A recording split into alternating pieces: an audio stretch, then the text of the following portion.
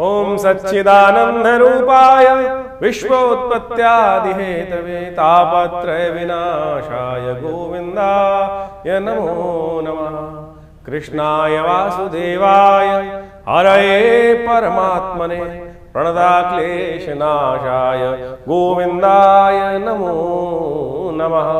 नमस्कार, स्वागत है आपका आचार्य वाणी में। मैं आचार्य डॉक्टर विक्रमादित्य आपके साथ हूँ। आज का विषय हमारा है मेष राशि वालों के लिए अगस्त का मध्यकाल ग्रहों का क्या योग बना रहा है। मेष राशि मंगल प्रधान राशि और मंगल राशि वालों के सामने, मेष राशि वालों के समक्ष इस बात समझ लें कि मंगल और शनि एक दूसरे के सामने विरोधाभास करके उपस्थित हैं। एक दूसरे के सामने विरोध कर बड़े हठता के साथ एकत्र हो रखे हैं और ऐसे में मंगल आपके छठे भाव में, शनि महाराज आपके 12वें भाव में, तो एक जो स्थिति है वो थोड़ी सी क्लैश वाली दिखाई देती है। तो मेष राशि वालों, मन को शांत करते हुए कार्य करने का आपको प्रयास करना चाहिए। इन दिनों कई ग्रहों का परिवर्तन का योग बन रहा है। सूर्य परिवर्तन के लिए बड़ा महत्वपूर्ण योग बनाते दिखाई दे रहे हैं, स्वग्रही होते जा रहे हैं, अपने घर में पूरी तरह से बनाने का योग बना रहे हैं। और ऐसे में सूर्य का ये परिवर्तन आपकी राशि के दृष्टिकोण से कई बड़े युति आपके लिए बनाते दिखाई देगा, कई महत्वपूर्ण परिवर्तन लाने के योग बनाता दिखाई देगा। बुध महाराज इस वक्त जो परिवर्तन का योग बनाते दिखाई दे रहे हैं, सूर्य बुध आदित्य योग बनाते दिखाई दे रहे हैं, सूर्य के साथ मार्गी होते दिखाई दे रहे हैं। ये आपके लिए एक और सोने पे सुहागा योग है कि चीज़ों को सुव्यवस्था की तरफ आप ले जाने का प्रयास जो कर रहे हैं, कई मामलों में प्रयास आपका सफलता की तरफ आगे ले जा सकता है। बस क्रोध पर विजय प्राप्त करने की ज़रूरत है। इस वक्त आपकी राशि के दृष्टिकोण से कई ग्रह आपकी सपोर्ट में हैं। बस ध्यान ये रखना है, आपको बहुत ज़्यादा सोच विचार कर कार्य करना है और माँ भगवती की सुंदर उपासना करने का प्रयास करें। जन्माष्टमी आ रही है, जन्माष्टमी के दिन कुछ खास उपाय शास्त्र में वर्णित हैं। यदि आप वो कर लें तो हमें लगता है कि आपके लिए संपूर्ण कष्टों को दूर करने के अद्भुत रास्ते बनते दिखाई देंगे। माँ भगवती दुर्गा और साथ में भगवान कृष्ण की सुंदर उपासना करने का योग आपकी राशि में बहुत सुंदर रूप से बन रहा है। इन खास उपायों को समझ लीजिएगा, जब कौन से दिन किस प्रकार का उपाय करना है और किससे आपकी किस्मत को जगाने का रास्ता बनता दिखाई देगा। सबसे पहले हम बात कर लेते हैं 11 अगस्त की, सोमवार का अवसर। भाद्रपद का महीना आरंभ हो चुका है। भाद्रपद के महीने के अंदर ग्रहों का योगायोग जो बनता दिखाई दे रहा है वो विशेष तौर पर आपके लिए बड़ा अच्छा बन रहा है। कई परिवर्तन के योग बना रहे हैं और ऐसे में ये पहले दिन के दिन देखें तो बहुत सुंदर आपके लिए राजयोग बनता दिखाई दे रहा है। बृहस्पति से दृष्ट होकर जिस प्रकार से आपकी राशि में चंद्रमा का योग बन रहा है, ये कई मामलों में आपके लिए उन्नति का रास्ता प्रशस्त करेगा। चीज़ें आपको पॉजिटिव करने का रास्ता बनता दिखाई दे रहा है और बहुत सारे आपके विरोधी जो लोग लगते हैं वो आपके लिए सपोर्ट का रास्ता देने के रास्ते बनाते दिखाई दे रहे हैं। थोड़ा दूध इत्यादि का दान करना आपके लिए अच्छा रहेगा। सोमवार का अवसर है, शिव पर के मंदिर में जाकर ओम नमः शिवाय का स्तवन करते हुए यदि हो सके तो भगवान शंकर का दूध से अभिषेक करने का प्रयास करें, कल्याण होगा। बुध महाराज वक्री से मार्गी की तरफ जा रहे हैं, सूर्य के साथ बड़ा सुंदर योग बना रहे हैं, उसका भी लाभ आपको मिलता दिखाई देगा। 12 तारीख को यदि हम समझें तो मंगलवार का अवसर है, तृतीया तिथि है और इस दिन गणेश चतुर्थी का योग बनता दिखाई दे रहा है। ग्रहों के दृष्टिकोण से बुध परिवर्तन की तरफ जा चुके हैं, मार्गी हो चुके हैं और ये मार्गी होकर सूर्य के साथ बुध आदित्य योग बना रहे हैं और ये परिवर्तन आपके लिए बहुत अच्छा दिखाई दे रहा है। ये परिवर्तन आपके लिए कई मामलों में आगे बढ़ने के योग बनाएगा, लेकिन ध्यान रखना मकान इत्यादि चीज़ों में, ज़मीन जायदाद पर इन दिनों थोड़ा खर्चा ज़्यादा हो सकता है, उसको थोड़ा सा ध्यान रखने का आपको प्रयास करना चाहिए। चीज़ें कहीं ना कहीं कोई लोग हैं, यदि आप ध्यान नहीं देंगे तो आपको लूटने का प्रयास कर सकते हैं। लेकिन अब समय है जो आप चीज़ों को जो फैलाव है उनको कंट्रोल करने की रास्ता जा रहे हैं। गणेश की सुंदर उपासना करें। ध्यान रखिएगा, थोड़ा सा ग्रह इस प्रकार आपके लिए थोड़ा मनोमस्तिष्क में थोड़ा 2-3 दिन के लिए थोड़ा सा एंजाइटी को बढ़ाने के योग बनाएगा। अननेसेसरी खर्चे थोड़े बढ़ते भी दिखाई देंगे, ऐसे योग भी बन रहे हैं। विघ्नों को दूर करने के लिए भगवान, क्योंकि चतुर्थी है, हनुमान जी का भी मंगलवार है, तो ऐसे में कोशिश करें हनुमान जी पर, गणेश जी पर सिंदूर अर्पित करने का प्रयास करें, वो आपके लिए बड़ा अच्छा रहेगा। 13 तारीख की बात कर लेते हैं, बुधवार का अवसर है और इस दिन चतुर्थी तिथि उदया तिथि के रूप में विद्वान माने दिल्ली के पंचांग के अनुसार से देखें तो पंचमी क्षय हो जाएगी। तो सबसे पहले क्षय तिथि पे नए कार्य आरंभ नहीं करने चाहिए। चतुर्थी वैसे ही रिक्ता तिथि मानी जाती है और ऐसे में पंचमी क्षय होने के कारण से इस बात का ध्यान रखना चाहिए। थोड़ा सा आपके लिए दिन जो है थोड़ा खर्चीला साबित होने के योग बन रहे हैं। अननेसेसरी के खर्चे, बेकार के खर्चे आपके जिम्मे पड़ते दिखाई दे रहे हैं। रोग दोष पे थोड़ा ध्यान रखने की ज़रूरत है। मौसम परिवर्तन की तरफ जा रहा है और थोड़ा स्वास्थ्य का भी ध्यान रखने की ज़रूरत है। हो सके तो महामृत्युंजय मंत्र का जप करें, हो सके तो पीली चीज़ों का दान करें। गौशाला के अंदर यदि हो सके तो थोड़ा सा पीली चीज़ों का दान करने का प्रयास कीजिए, वो आपके लिए अच्छा योग। हरी चीज़ें भी दान कर सकते हैं, पीली चीज़ें भी दान कर सकते हैं, दोनों चीज़ें आपके लिए उपयोगी साबित होंगी। 14 तारीख गुरुवार का अवसर, षष्ठी तिथि विद्यमान रहेगी। ग्रह परिवर्तन का योग बनाते दिखाई दे रहे हैं और ये परिवर्तन आपके अंदर नए उत्साह का वर्धन करता दिखाई देगा। नया विचार, मन पॉजिटिव होने के योग बनते जाएंगे। 2 दिन पहले जो मन की स्थिति थी उसमें और अब में बहुत महत्वपूर्ण परिवर्तन आता दिखाई देगा। बृहस्पति बहुत सुंदर रूप से आपकी राशि में लाभ का रास्ता बना रहे हैं, धर्म की तरफ आपको प्रेरित करते दिखाई दे रहे हैं। जो लोग आपके सपोर्ट में नहीं थे वो भी आपकी सपोर्ट करने का रास्ता बना सकते हैं। और सबसे बड़ी बात, बुध मार्गी होकर सूर्य के साथ विराजमान होकर अब सूर्य परिवर्तन की तरफ बहुत जल्दी तेज जाते दिखाई दे रहे हैं। ऐसे में ये समस्त योग आपकी राशि में अच्छे ही हैं, खराब नहीं है। इनका पॉजिटिव, जो आपके मनोमस्तिष्क में पॉजिटिव बात आ रही है उस पर कार्य करने का प्रयास करें। नए संपर्क साधने का दिन आपके लिए अच्छा दिखाई देता है। तो ऐसे में कम से कम पीली चीज़ों का दान, केले का दान करने का प्रयास करें, केले का पूजन करने का प्रयास करें, ये आपके लिए अच्छा रहेगा। गुरुजन की विशेष तौर पर उनका आशीर्वाद लेकर कार्य करना भी आपके लिए बृहस्पतिवार का दिन है। पीली चीज़ों का दान और हो सके तो थोड़ा हल्दी लेकर उसके द्वारा हल्का स्नान भी करना आपके लिए अच्छा रहेगा। यानी पानी में थोड़ी सी हल्दी मिलाकर स्नान करने से आपके लिए बृहस्पति का जो लाभ है वो ज़्यादा मिलता दिखाई देगा। इस वक्त बृहस्पति की शक्ति को बढ़ाने की आपको ज़रूरत है। जितनी बृहस्पति शक्ति बढ़ाएंगे उतना अच्छा होगा आपके लिए। 15 तारीख का दिन 15 अगस्त है, स्वतंत्रता दिवस है। आप सबको बहुत बहुत उस दिन की शुभकामना। भारत का स्वतंत्रता दिवस हम सब के लिए बहुत गौरव का विषय है कि हम उस आज़ाद हवा में, उस स्वतंत्र हवा में सांस लेने के लिए आज सुंदर योग बना रहे हैं। तो उन आज़ादी के दीवाने जो फांसी पर चढ़ गए, फंदा गले में डाल लिए, चूमते फंदे को चूमकर, तो उनको भी नमन करने की आवश्यकता है। इस स्वतंत्र भारत के लिए जिन्होंने अपने प्राणों को समर्पित करने का प्रयास किया, कोशिश करें उनके निमित्त भी कुछ थोड़ा बहुत ध्यान करें, अपनी श्रद्धांजलि उन्हें अर्पित करें। और भारत के प्रति, भारत में रहते हुए हम सब भारत को विश्वगुरु पुनः बनाने का प्रयास करें। इसके लिए हम सबको प्रयास करना चाहिए। इस हमको हम के लिए भावनाएं पवित्र रखने का प्रयास करना चाहिए। देश सर्वोपरि, इस बात का ध्यान रखते हुए कार्य करना चाहिए। अब ग्रहों के दृष्टिकोण से देख लीजिए इस दिन ग्रह क्या कह रहे हैं आपकी राशि के दृष्टिकोण से। ग्रह आपके लिए अंदर नई उम्मीद जगाते दिखाई दे रहे हैं और इस वक्त ग्रह आपके लिए अच्छी अपॉर्चुनिटीज़ देने का रास्ता बनाते दिखाई दे रहे हैं। हमको पॉजिटिव सोच के साथ आगे चलने की ज़रूरत है। ग्रह इस प्रकार का योग बना रहे हैं। हो सके तो गौ पूजा, शुक्रवार का दिवस है, कोशिश करें गौ पूजा अवश्य करने का प्रयास करें। देश के प्रति जो हम कर रहे हैं वो तो करें ही करें अवश्य। आपकी राशि के दृष्टिकोण से इस दिन ग्रह आपके अनुकूल दिखाई देते हैं, अच्छे। लेकिन ध्यान रखिएगा भद्रा का योग है, नए कार्यों में थोड़ा सा आगे बढ़ने से बचना चाहिए, नए कार्य करने से बचना चाहिए इस दिन, क्योंकि सुबह सूर्योदय से लेकर करीब करीब 12:50 तक ये भद्रा का दोष लग रहा है। तो उस समय तक नए कार्यों में हाथ डालने से बचना चाहिए आपके लिए, नहीं तो भद्रा दोष लगता है और फिर बहुत सारी समस्याएं उत्पन्न करने के योग देते हैं ग्रह। 16 तारीख शनिवार का अवसर, बहुत सुंदर तिथि है, भगवान कृष्ण का जन्मोत्सव है, जन्माष्टमी है और इस बार तो शुद्ध रूप से उपस्थित है। ग्रहों की गणना के अनुसार से यदि हम देखें तो इस दिन चंद्रमा आपकी राशि में बहुत सुंदर रूप से उच्च के विराजमान होने जा रहे हैं। हमको सुंदर रूप से आपकी राशि के दृष्टिकोण से आशीर्वाद से मेवा प्राप्त करने के योग दिखाई देते हैं।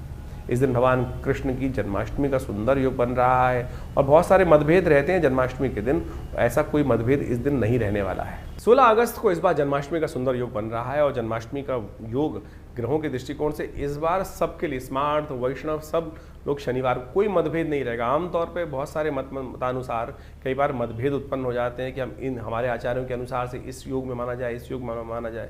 लेकिन इस बार यदि पंचांग को देखा जाए तो बहुत सारे द्वंद्वों को करने की ज़रूरत ही नहीं है। अष्टमी उदया तिथि के रूप में विराजमान है 16 तारीख को और उसके साथ साथ सुबह रात्रि के समय जिस वक्त भगवान का जन्म माना जाता है उस समय वृषभ लग्न भी उपस्थित हो ही जाएगी और साथ साथ चंद्रमा भी विशेष तौर पर यदि देखा जाए तो वृषभ राशि में ही उस दिन उच्च के विराजमान होकर रहेंगे। और इसके साथ साथ एक बात, ग्रहों का योगायोग और भी बड़ा सुंदर ये बन रहा है कि रोहिणी नक्षत्र वो भी रात्रि के अंतिम पहर में जाकर भोर काल से पहले पहले उपस्थित होने के योग बना लेगा, दिल्ली के पंचांग के अनुसार से देखें तो बहुत सारे ग्रहों का योगा योग इसी प्रकार से बन रहा है। तो क्या स्मार्थ, क्या वैष्णव, क्या संप्रदाय, समस्त लोगों के लिए ये सुंदर तिथि है। भगवान सुंदर का अभिषेक करें, भगवान का विशेष तौर पर पूजन करें। ओम नमो भगवते वासुदेवाय पुरुष सूक्त के द्वारा भगवान को सुंदर रूप से स्नान कराएं और उनका पूजन करें। षोडश विधि के अनुसार से षोडश जो हमारे पूजा पाठ के तरीके हैं उन सब के द्वारा सहस्रसी रेखा पुरुखा सहस्राक्ष सहस्रपात सभो में गंग सर्वात्मत्वात्रोतिष्ठ, इसी के द्वारा भगवान का अभिषेक दूध से, दही से, समस्त पंचामृत से भगवान का अभिषेक कराकर भगवान को वस्त्र अलंकृत करते हुए सुंदर रूप से भगवान का स्तवन करना। कहा जाता है कि आप कुछ और करें ना करें, कम से कम भगवान की जन्माष्टमी के अवसर पर भाद्रपद मास के कृष्ण पक्ष की अष्टमी के दिन अवश्य उपवास रखें। तो उपवास रख के भगवान का सुंदर रूप से संकीर्तन करें, पूजन करें, भगवान का अभिषेक करें, हरिनाम का संकीर्तन करें और केवल इसी से आपके अनेक जन्मों के कष्ट जो हैं वो कट जाते हैं। उपवास रखिए। उपवास का मतलब केवल भूख हड़ताल नहीं होता है। आजकल बहुत सारी समस्याएं क्या हो गई, उपवास लोग करने की जहाँ बात की जाती है तो खाना पीना छोड़कर बैठ जाते हैं। उपवास का मतलब कतई भूख हड़ताल नहीं है। व्रत का मतलब कुछ और है। व्रत का मतलब तो विशेष तौर पर कुछ लोगों ने ऐसा बना दिया कि भैया आज भोजन नहीं करेंगे। मुझे वो बताइए, मैं सीधी तरह से उपवास करनी बहुत अच्छी, व्रत करना एक बहुत बढ़िया सिद्धांत है। खाना भी ना खाएं तो ठीक है, विश्राम मिलना चाहिए। लेकिन एक बात, छोटी सी बात समझने की आवश्यकता है। आपका बच्चा यदि सुबह से लेकर शाम तक कोई बात कर रहा हो, आप ये चाहिए, पिताजी ये चाहिए, माताजी ये चाहिए, और सुबह से लेकर दोपहर तक, रात तक खाना ना खाए, तो मुझे एक बात बताएं, क्या माता पिता प्रसन्न होंगे? या माता पिता विशेष तौर पर उनका खून नहीं चलेगा कि बच्चा खाना नहीं खा रहा है, और भगवान आपके माँ बाप प्रसन्नता से अपने जीवन यापन कर पाएंगे? नहीं कर पाएंगे। तो शास्त्र में कुछ भ्रांतियां उत्पन्न हो गई हैं। लोगों ने भूख हड़ताल को व्रत मान लिया है। व्रत का वास्तविक अर्थ जो है वो है उपवास। वास का मतलब है रहना, उप यानी जहां से हो, जहां रह रहे हो वहां से हटने का प्रयास करो, कहीं और वास करो, वहां से अपने आप को उठाओ और प्रभु के सानिध्य में जाकर वास करने का प्रयास करो। शांति से प्रभु का स्मरण करो, सात्विकता के साथ रहो, प्रभु के श्री चरणों में निवास करो, तब तो व्रत हुआ, तभी तब तो उपवास हुआ। नहीं तो केवल भूख हड़ताल हुई, नहीं तो जिद हो गई। आपको खाली ना खाना, खाना ना खाना भी एक प्रकार से उपव्रत कहा जा सकता है। लेकिन कुछ कालांतर में ऐसी भ्रांति उत्पन्न हो गई है बहुत सारी चीज़ों ने कि भूख हड़ताल, पेट को कुछ नहीं देना, उसी को हम व्रत मान के बैठ गए हैं। लेकिन और उस दिन एक समझे कि जिस दिन खाना नहीं खाया, कुछ नहीं किया, उस दिन क्या होगा, और बाहर की चीज़ सब खा लेंगे। कुट्टू के आटे से लेकर पता नहीं क्या क्या, पकौड़ी, चाट पकौड़ी इत्यादि समस्त खाने की व्यवस्था बना लेंगे। तो फिर वो क्या हुआ, फिर तो कुछ और ही हो गया ना। इस व्रत में हरिनाम का संकीर्तन, जागरण, भगवान के नाम का जप, भगवान के क्रियाकलाप जो हैं उनकी कथाएं पढ़ना, उनकी कथा सुनना, उनके मंत्र का जप करना, दान पुण्य करना, सात्विकता का से जीवन निर्वाह करने का प्रयास करना, और विशेष तौर पर मनसा वाचा कर्मणा प्रभु के नाम का संकीर्तन करना, ये तो हुआ उपवास। तो अब आप देख लीजिए आप क्या कर रहे हैं। तो परमात्मा की कृपा प्राप्त करने के लिए फिर कहते हैं लोग संकट नहीं हरे, कष्ट नहीं हरे। तो ऐसे में कष्ट कहाँ हरेंगे? तो इसलिए इस बात को समझें कि इस जन्माष्टमी पर हम भगवान का षोडशोपचार पूजन करें। हमने विवेकानंद योगाश्रम में इस दिन विशेष भगवान का पूजन रखा है शाम के समय, जो करीब करीब यज्ञ के साथ आरंभ होगा और भगवान के पूजन के साथ सुंदर व्यवस्था बनेगी। भगवान को विशेष तौर पर षोडशोपचार पूजन कर उनका विभिन्न प्रकार से, विभिन्न औषधियों से उनका अभिषेक रहेगा, भगवान का पूजन रहेगा, भगवान के नाम का संकीर्तन रहेगा, कीर्तन पूजा पाठ सबकी व्यवस्था है। आप अवश्य भगवान के नाम के संकीर्तन में उस दिन पधारें आश्रम पे, विवेकानंद योग आश्रम में। प्रभु की कृपा से सुंदर कल्याण का अवसर बनेगा। भगवान के नाम का संकीर्तन कर हमारे इस आश्रम पे, जिसमें पिछले करीब आप मान के चलें 50-60 सालों से नित्यपति 8 घंटे यज्ञ होता है। माँ भगवती का सुंदर श्री विग्रह, इस दिन भगवती दुर्गा का भी प्राकट्य उत्सव है, आप महामाया जी का भी प्राकट्य उत्सव माना जाता है, जो भगवान कृष्ण के साथ ही उत्पन्न हुई थी। भगवती दुर्गा की उपासना इस दिन विशेष तौर पर की जानी चाहिए, और भगवती दुर्गा के साथ साथ भगवान कृष्ण की सुंदर उपासना कर इस संसार में शांति स्थापित करने के लिए, कष्टों को निवारण करने के लिए, बिना भगवती की, बिना शक्ति की उपासना किए बिना भगवान की कृपा नहीं होती। तो इसलिए सुंदर रूप से आप अपने कार्यक्रमों में, यज्ञ में सम्मिलित हों, भगवान के नाम के संकीर्तन में हम विशेष रूप से कार्यक्रम रख रहे हैं, तो आप अवश्य अपना स्थान आरक्षित कर इस कार्यक्रम में सम्मिलित हो सकते हैं। मेष राशि वालों, जन्माष्टमी का सुंदर योग बन रहा है। इस दिन भाग्य को जगाने के लिए कुछ खास उपाय आप भी नोट कर लीजिए, जो आपको अवश्य करने का प्रयास करना चाहिए। भगवान कृष्ण को बांसुरी, बांस की बनी हुई बांसुरी अवश्य अर्पित करने का प्रयास करें। ओम नमो नारायणाय, इस मंत्र का यदि सुंदर स्तवन करें तो बहुत सुंदर रहेगा आपके लिए। इसी मंत्र से भगवान को सुंदर विशेष तौर पर नैवेद्य अर्पित करें। और आपकी राशि के दृष्टिकोण से तो सबसे श्रेष्ठ ये दिखाई देता है कि आप मीठे गुड़ से बनी हुई जो सुहाली होती हैं वो भगवान को माखन मिश्री के साथ अर्पित करेंगे तो बहुत अच्छा रहेगा। लाल वस्त्र भगवान को, रेशमी लाल वस्त्र, गोटे युक्त लाल वस्त्र भगवान को अर्पित करना आपकी राशि के दृष्टिकोण से सबसे श्रेष्ठ दिखाई देता है। और ऐसे में आप अपनी राशि के अनुकूल एक बात और ध्यान रखें, लकड़ी का झूला बनाकर भगवान को अर्पित करें। नंदलाल जन्म ले रहे हैं, भय प्रकट कृपाला दीन दयाला, तो यानी भगवान के सुंदर रूप से पूजन कर अवश्य उनको लकड़ी के झूले पर लाल रंग के वस्त्र को धारण कराते हुए 10 झूले आपकी राशि के दृष्टिकोण से, मंगल प्रधान राशि है आपकी और मंगल विशेष तौर पर संबंध रखते हैं 10 से, तो उनको अवश्य 10 झूले ओम नमो भगवते वासुदेवाय, ओम नमो नारायणाय इस मंत्र का जप करते हुए अवश्य देने का प्रयास कीजिए। भगवान की कृपा होगी। और एक बात ध्यान रखें, भगवती की भी उपासना करें इस दिन।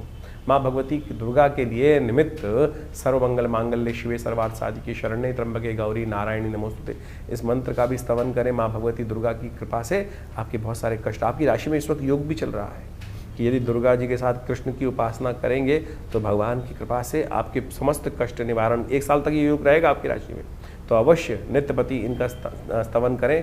भगवती के प्रसाद से, कृपा से आपके लिए अद्भुत कृपा का योग बन जाएगा, बहुत सुंदर योग बनेगा आपकी राशि के दृष्टिकोण से। 17 तारीख की हम बात करें, रविवार का अवसर है, नवमी तिथि विद्यमान है, इस दिन गोगा नवमी है और सूर्य भी परिवर्तन की तरफ जा रहे हैं। सूर्य का यह परिवर्तन आपकी राशि के दृष्टिकोण से आप समझें बहुत महत्वपूर्ण योग बनाने की स्थिति में है। सूर्य का यह परिवर्तन आपकी राशि में जहां होने के योग बना रहा है, ये विशेष तौर पर आप समझें आपके संपर्कों को बढ़ाएगा। रविवार के दिन सूर्य परिवर्तन की तरफ जा रहे हैं, हृदय नाम का योग बन रहा है और ऐसे में ये हृदय नाम का योग जो है वो कई रूप से आपके लिए बड़ा सुंदर रहता है। सूर्य आमतौर पर बड़े उग्र माने जाते हैं, इस वर्ष तो राजा भी शुक्र ही हैं, सूर्य ही हैं इस वक्त राजा हैं, तो ऐसे में भगवान सूर्य के निमित्त अवश्य जल देने का प्रयास करें। एक पीला पुष्प डालकर भगवान को नित्यप्रति जल दें। और ये सूर्य 1 महीने तक आपकी राशि में जहाँ विराजमान होने जा रहे हैं, ये आपकी बुद्धि पर, बौद्धिक बल पर, नए संपर्कों पर बहुत सारा नया एक छाप छोड़ने के लिए उपस्थित है। केतु के साथ उपस्थित होकर सूर्य आपकी राशि में यानी आपकी वाणी में, आपकी किस्मत में नया 4 चांद लगाने के, यानी एक नया प्रकाश उत्पन्न करने के योग बना सकते हैं। संक्रांति है, अगले दिन पुण्य रहेगा, क्योंकि संक्रांति का योग जो बन रहा है रात्रि में 12 बजे के बाद करीब 1-1:30 बजे के, 1:45-2 बजे के आसपास बन रहा है।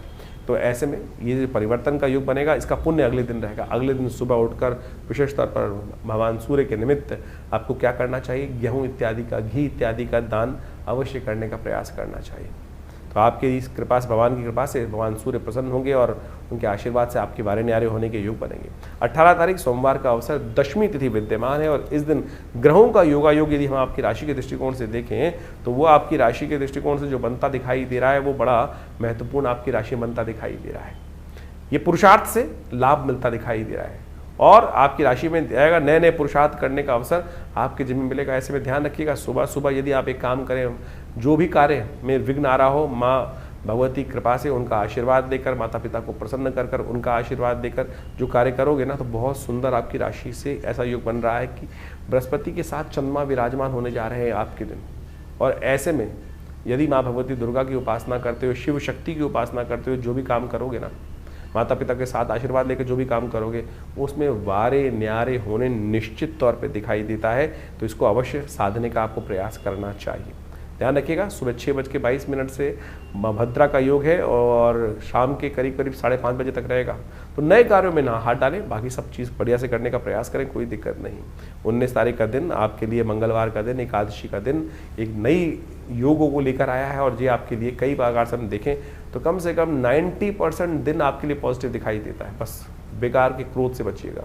छोटी छोटी बातों में अनक तुनक मिजाजी जो है, ओवर एग्जर्शन जो है, ओवर एंजाइटी जो है, वो कहीं ना कहीं आपको परेशान नहीं करे, इस बात का ध्यान रखें। बाकी दिन बहुत अच्छा है, हम कहेंगे ओवरऑल यदि देखा जाए तो 95% दिन आपके लिए बढ़िया दिखाई देता है। कोई भी कार्य में हाथ डालना भगवान की कृपा से आपके लिए सुंदर योग बनाता दिखाई दे रहा है। अजा एकादशी है, भगवान का सुंदर स्तवन करने का दिवस है। भगवान हनुमान जी के साथ भगवान शिव विष्णु की सुंदर उपासना करें, व्रत रखें, भगवान का सुंदर पूजन करें, भगवान का चरणामृत ग्रहण करें, पंचामृत ग्रहण करें। कहा गया है ना, अकाल मृत्यु हरणम सर्वव्याधि विनाशनम विष्णु पादोत्कम पित्वा पुनर्जन्म न विद्यते। तो सुंदर रूप से भगवान की सुंदर उपासना करके, का पूजन करके, उनका आशीर्वाद लेते हुए कार्य करना आपके लिए दिन बहुत अच्छा दिखाई देगा। यदि हम बात करें 20 तारीख के दिन, तो बुधवार का अवसर द्वादशी तिथि विद्यमान है और ग्रह नक्षत्रों के दृष्टिकोण से ओवरऑल दिन आपके लिए अच्छा दिखाई देता है। लेकिन ध्यान ये रखना पड़ेगा, स्वार्थ बनना पड़ेगा। कई बार क्या होता है कि हम उदारता बहुत ज़्यादा करते हैं और स्वार्थी बनना रुक जाते हैं। और मेष राशि वालों के साथ समस्या क्या है कि वो बहुत जल्दी भावनाओं में बह जाते हैं। बहुत सारे लोग इनको बरगलाने का प्रयास करते हैं और उसमें कहीं ना कहीं ये इमोशनली फंस जाते हैं। बच्चे वाला स्वभाव है, थोड़ा ध्यान रखते हुए कार्य करें। आप थोड़ा वैसे तो लालच नहीं करना चाहिए, लेकिन लालच नहीं, स्वार्थी बनना लालच नहीं होता है। स्वार्थी बनते हुए कह रहे अपने कामों को प्रायोरिटी पे करने का प्रयास करें। इस बात का ध्यान रखेंगे तो अच्छा रहेगा, पॉजिटिव चीज़ें आपके लिए बनती दिखाई देंगी। द्वादशी है इस दिन और साथ साथ गोवत्स द्वादशी है। गाय गौशाला में जाकर गाय के बच्चे को कुछ हरा चारा इत्यादि या गुड़, सबसे श्रेष्ठ रहेगा गुड़ आपकी राशि के दृष्टिकोण से। गुड़ इत्यादि गाय के बछड़े को देने से क्या होगा कि जीवन के बहुत सारे कष्ट दूर होने के योग बन जाएंगे। इस दिन बुध प्रदोष भी है, तो कोशिश ये करें शाम के समय भगवान शंकर का सुंदर अभिषेक करके दही से भगवान का अभिषेक करने का प्रयास करें, उनको बिलपत्र अर्पित करने का प्रयास करें। यदि किसी व्यवसायिक कार्य में कोई बाधा आ रही है तो उसको ठीक करने का ये अद्भुत उपाय है। तो ग्रहों का योगा योग आपने समझा। इस वक्त भाद्रपद का महीना चल रहा है और भाद्रपद के महीने में जो ग्रहों का योगा योग परिवर्तन का योग बनाएगा वो तो आपके समक्ष ही है। लेकिन एक विशेष योग बन रहा है कि इस भाद्रपद में 5 रविवार का योग बन रहा है और इस बार राजा भी सूर्य ही हैं, पूरे जो विश्व के राजा है, संवत के राजा हैं। और उसके दृष्टिकोण से यदि ग्रहण प्रभाव देखा जाए तो इस बार पूरे विश्व में अच्छी खासी वृष्टि के योग बन रहे हैं और वो इतनी ज़्यादा हो गई है, कई जगह लोग परेशान भी हो गए, त्रस्त भी हो गए हैं। और इस बार 5 रविवार का योग भाद्रपद में जो दिखा रहा है वो वास्तविक तौर पर एक बात को भी इंगित करता है कि जो इस वक्त भयावह पूरे विश्व में पानी की त्रासदी चल रही है, अतिवृष्टि होने के योग बन गए हैं, उससे कहीं ना कहीं अब कुछ ना कुछ रास्ता, बचाव का रास्ता बनता भी दिखाई देगा। लेकिन ये कहीं ना कहीं प्रकार से जो भाद्रपद महीने में यदि 5 रविवार पड़ जाए तो एक बात कही जाती है, युद्ध की आशंका, युद्ध की अफवाहें, कहीं ना कहीं मतभेद बहुत ज़्यादा कहीं ना कहीं संसार में बढ़ जाते हैं और कहीं ना कहीं आपस में मनभेद भी होने लगते हैं। इस वक्त विश्व में जिस प्रकार से जो योगा योग बन रहा है वो कहीं ना कहीं आपदाओं का संकेत भी देता दिखाई दे रहा है। और ऐसे में जो अन्न इत्यादि के संबंध में जो कार्य करते हैं उनको भी थोड़ा सावधान रहना चाहिए। तेजी का माहौल बनता दिखाई दे रहा है।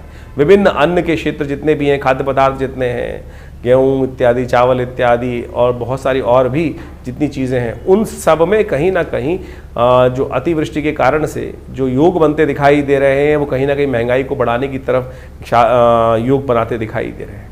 ऐसे में आपकी राशि के दृष्टिकोण से जो योग बन रहे हैं वो आपने अच्छे समझें। ग्रहों के प्रभाव को जितने जल्दी हम समझ लें और उसके अनुसार से अपने जीवन में सही रास्ता पकड़ लें, ये ज्योतिष का चमत्कारिक प्रभाव है।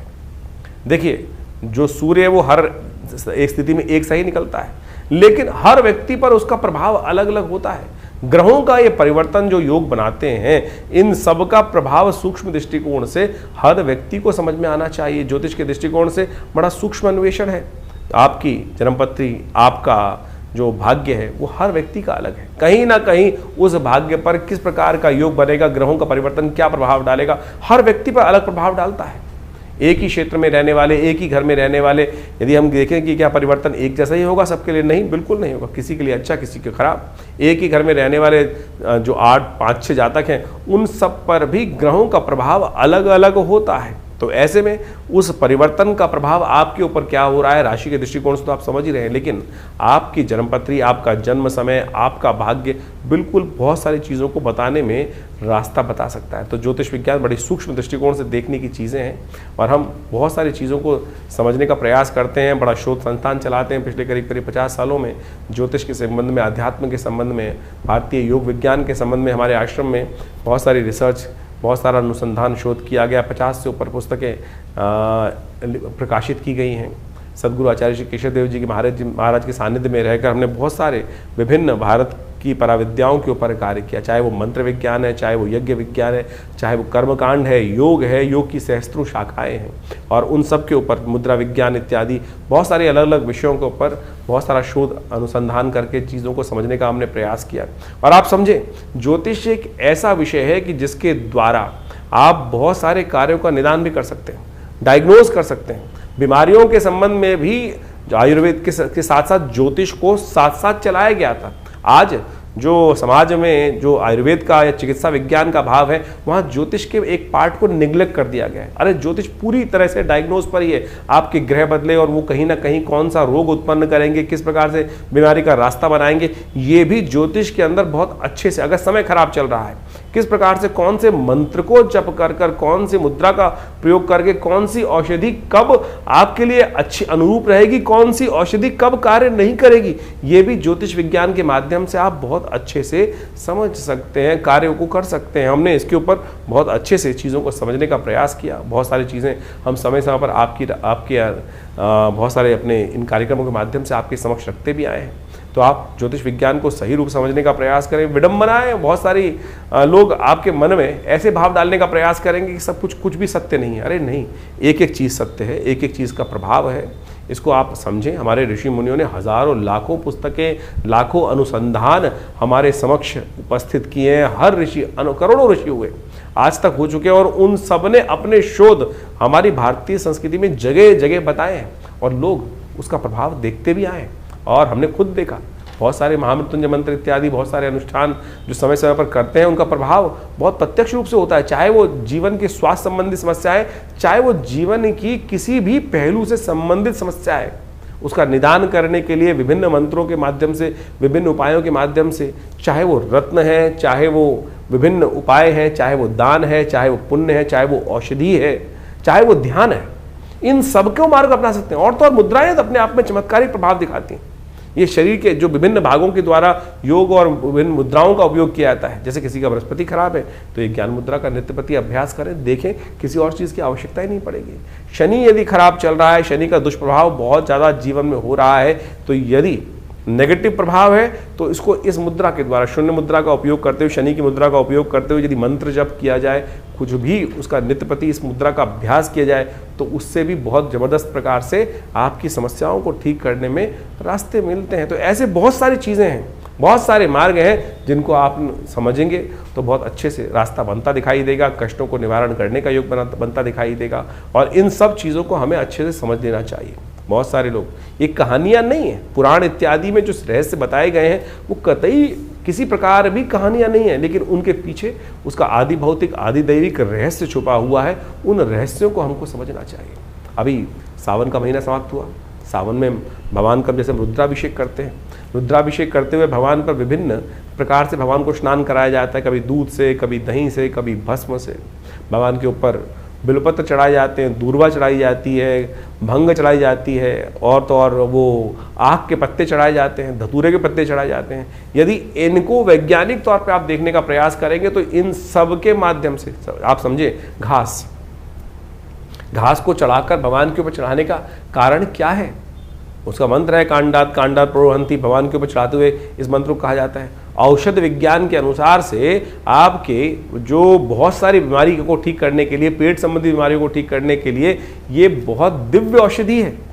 जो घास के ऊपर 3 जो अंकुर, दिरवा अंकुर होते हैं, कहा जाता है गणेश जी एक बार बीमार हो गए थे और ऋषियों ने 108 दूर्वा अंकुर अभिमंत्रित कर कर गणेश जी को दिए, उससे उनको स्वास्थ्य में लाभ प्राप्त हुआ।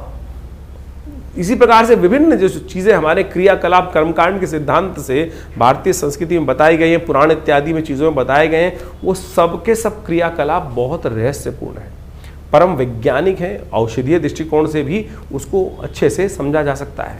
तो तो आप इन सब को समझें। हम समय समय पर आपकी राशि के दृष्टिकोण से बहुत सारी चीज़ें बताते हैं, लेकिन जन्मपत्री भी उसका बहुत विशद विषय है और वृहद विषय है। साथ साथ आपके हाथ की रेखाएं, मस्तिष्क की रेखाएं और ये सब का सब शरीर की जो विभिन्न आकृति विज्ञान है, वो ज्योतिष के अनुसार समुद्र शास्त्र के माध्यम से इन सब रहस्यों को अच्छे से समझकर हम जीवन में उत्थान की तरफ आगे चलें। और भारतीय संस्कृति परम बहुत सुंदर रूप से उपस्थित किए गए इन सब रहस्यों को, तो आप यदि इन सब चीज़ों को समझेंगे तो बहुत बढ़िया आपके लिए बहुत सारे विषयों को अच्छे से हम बताएंगे। आश्रम से द्वारा जो प्रकाशित पुस्तकें हैं वो आप हमारी वेबसाइट पे जाके देख सकते हैं।